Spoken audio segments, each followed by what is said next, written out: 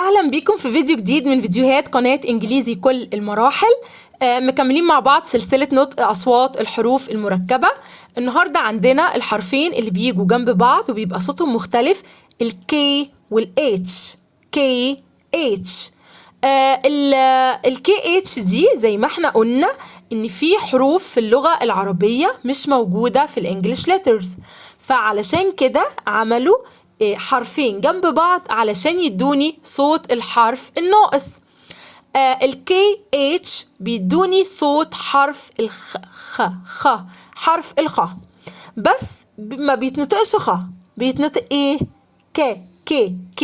يبقى ال KH بيديني صوت بيديني حرف الخ، لكن بيتنطق ك.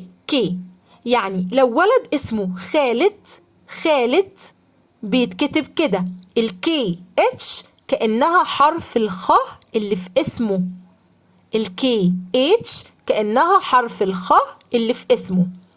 وزي ما كان في مصر مشهور جدا اسمه خان الخليلي، فهو بيتكتب اهو الكي اتش بدل حرف الخ، والكي اتش التانية بدل حرف الخ، بس هما بينطقوه كان الكليلي.